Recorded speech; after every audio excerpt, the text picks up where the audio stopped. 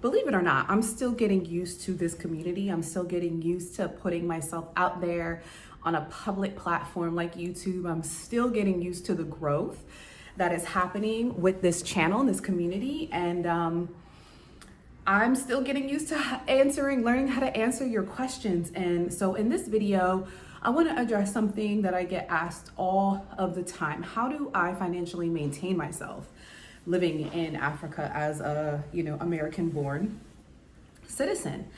And the truth is, I took a 2-year career break, not necessarily on purpose, but it divinely worked out that way. And I was able to sustain myself, sustain my children, save, invest, and literally accomplish my biggest dream in life of moving abroad and living in another country. And I am currently living in Dar es Salaam, Tanzania, preparing to relocate to South Africa. And you've heard me kind of go back and forth. A lot of people are like, well, what are you choosing to do? And it's also been a dream for me to live bi-coastally. And so that's something that I always wanted to do in the US. And I did that for a small period of time with one job that I had. And I get to do that now. And so living in South Africa and Tanzania is ultimately my dream. And I've been able to work through that and actually see that come to fruition. But that's not what we're talking about here in this video. I want to be really clear and transparent about how I have been able to sustain myself in Africa, but also how I got to this point. And so for many people, the year of 2020 was a game changer, right? It was a spiritual paradigm shift. It was something that for many people made them open their eyes and become more aware of really what life had to offer. And it was all of those things for me.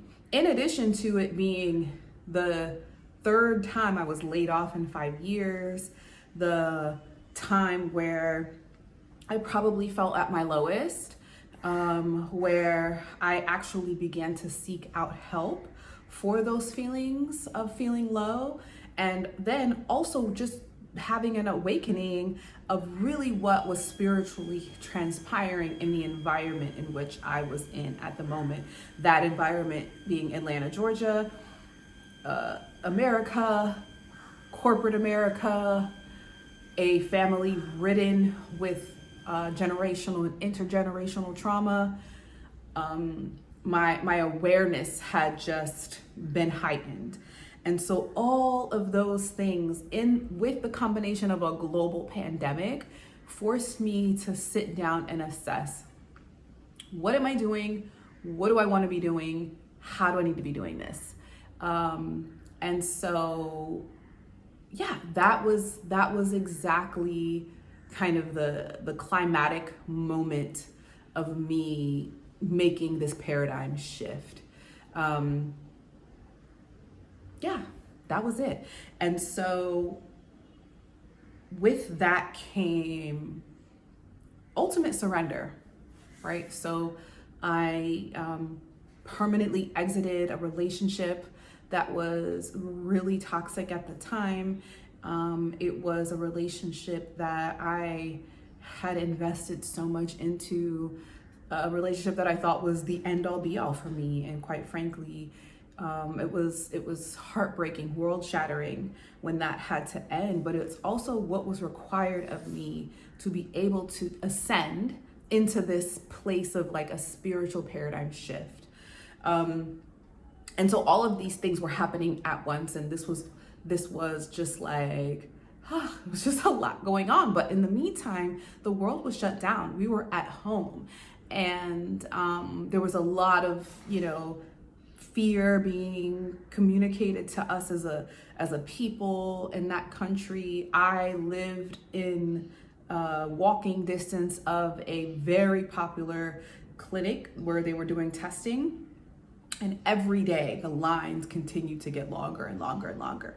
So in the midst of this, I was continuing on in my therapy, very much intentionally addressing trauma, and how I was affected by trauma in the workplace, in my relationship, in my family, and just the environment in which I was living. And from all of that, I learned that there were some resources available to me.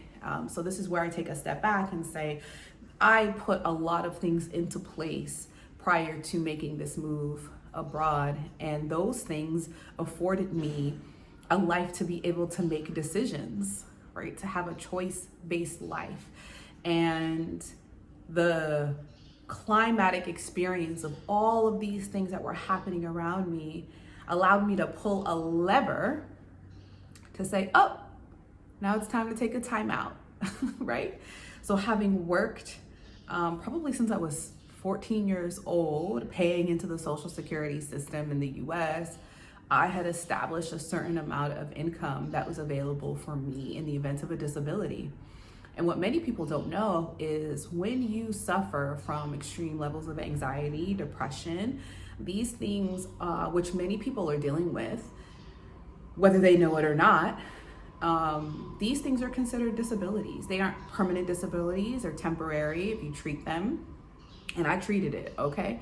But these are considered disabilities. And so not only had I poured into that system, I'd also purchased a policy that allowed me to protect my biggest investment, which was my earning potential in the event that this would happen. Never had a clue that it would be, something that I would use.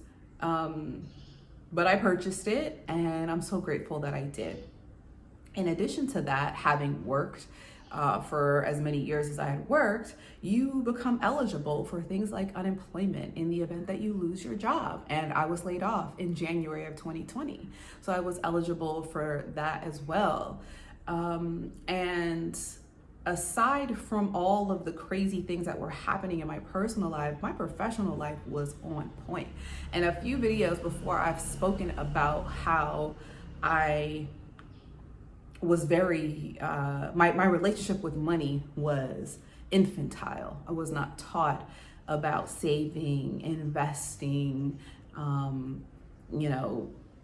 to manage money properly. At one point, I was over $750,000 in debt, right? Almost $800,000 in debt, with multiple properties, credit lines for construction. I was working in the real estate market, and that was in 2008, right? When all the prices plummeted. And in that moment, I almost owed $1 million in debt. And so that was really my PhD in financial management. And so I was able to repair that. I was able to put very focused practices in place that made it so I was saving 20 to 30% of my income, period, for the last, I'd say at that point, probably 6 to 7 years. So I'd established some really strong saving habits, and the combination of those really good habits, the systems that had been put in place for me, and the systems that I had put in place for me, I had a really nice nest egg. So when I went to make the decision to move abroad, I had some things in place that allowed it to be not such a big deal, right? I had 6 figures in savings and investing, and I knew that, hey, I can make it work. And not only can I make it work, it has to work, because I need a break. And I'd come to the place where I realized my environment had created, or my environment had allowed in so much of this toxicity, and I needed to get out of my environment in order to shift my perspective, to shift my life, to thrive initially. And that was really a big part of my healing. And so, at the time, although it took a bit of push and pull from my former relationship, he did begin to support our children, and that also helped, us to be able to really explore the country of Tanzania once we arrived, and to explore places for the girls to go right into school and go to an international school. And it made it a lot easier at the time. And so while that is no longer happening, because of, choices made by the other party, I do believe that there'll be, a renewal of the mind at some point, and that will change. But even if it doesn't, the reality is that I've put certain things in place, and I also now recognize my source is no person. My source is actually source. My abundance comes from just being, this beautiful spiritual being. Oh, my fan.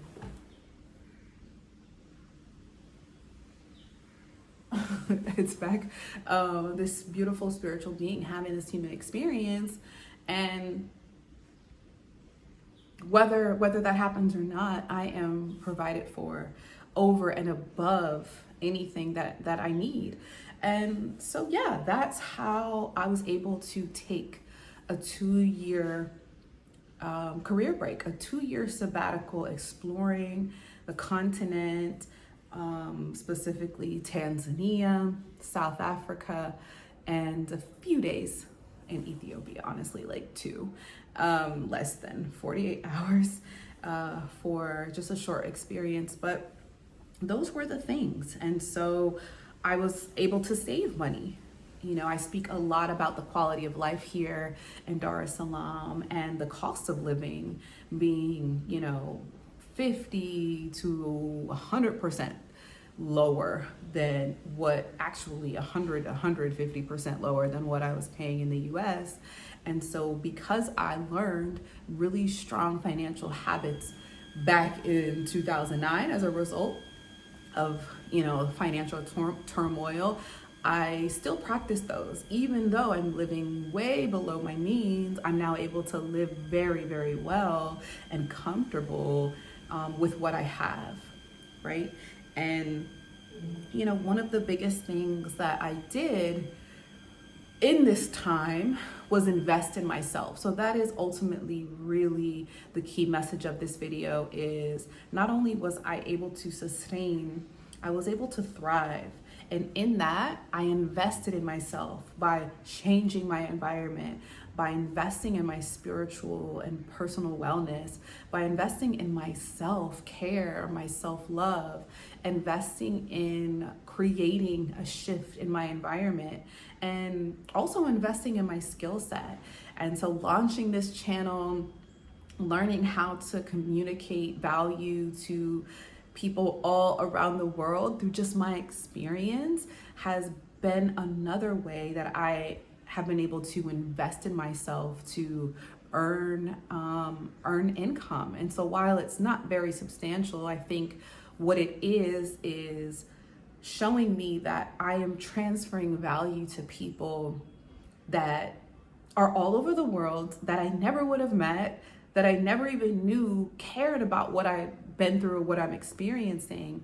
And it is allowing them to experience, or giving them the motivation or the insight or the inspiration to live their dreams, right? And to pursue their dreams. And I say that personally, one-on-one, I've helped almost like 50 families in less than 6 months, with what I felt like was very little knowledge. But in this process and in this journey, I've learned that, it is merely an exchange of energy.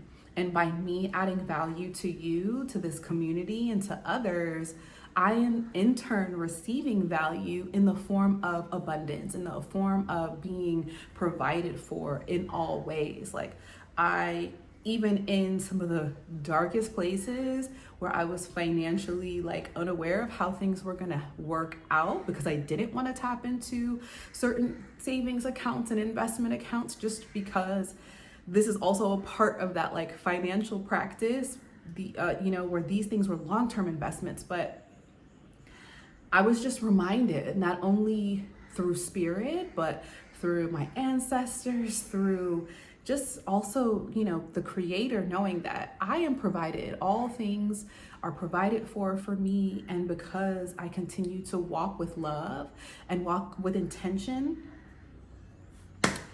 that I'm good. I'm good, right? So, in this 6 months after helping almost 50 families, I've relaunched my business that I put on the back burner for about 3 years. So I'd say the 2 year career break and the year before that, where I was working in an industry that I thought was my dream industry, I put that on the back burner. And since being here on the continent, my creativity was reignited. I relaunched my company Brand Up, as Brand Up Global, where we're working with continental Africans and African Americans in the US to like really bridge the gap through their talent, through their leadership, through their businesses, helping them get access to capital, international customers, and really high growth opportunities. And I've also launched this YouTube channel. I've launched ashleyinafrica.com, where I share personal resources on how to financially prepare and have the confidence to move abroad. How to be, a pro at this expat life, right? How to prepare before you get on the plane and how to make sure that you're prepared once you land in your new home country. I've also created like itineraries of my experience, as people are asking, well, where did you stay and where did you go? Where do you recommend what neighborhood I should live in? And so I've created those itineraries, and also like a mastermind for people who have come to the continent and who want to connect and who may be going through some spiritual shifts or some familial dynamics that are shifting and need support, but also who are establishing businesses or extending and growing their businesses and are just a little bit unfamiliar or perplexed with the changes in cultural environments in which to do business. So we've created this mastermind of folks that are from different parts of the world that are here on the continent, or who are continental Africans that migrated to the West and have returned. I'm so excited about that, as that is a new thing that we're doing. I've also got some real estate endeavors in the works. So if you are interested, please visit ashleyinafrica.com, Africa with a K, the same name as the channel, to learn more about these resources. And these are all things that I did after my creativity being reignited here on the continent, investing in myself and realizing the value that I inherently hold, but that also can be shared and extended with others. So I hope you found this content valuable. If so, please be sure to like it, share it with someone else who would find value in it. And if you or someone you know, or someone you're trying to share information with, have an interest in moving to the continent, expanding your business to the continent, I'd love to work with you. You can feel free to connect with me below via my calendar link, and also at ashleyinafrica.com for different resources that are easily accessible and downloadable. I'd love to work with you. Until the next video, I'll see you soon.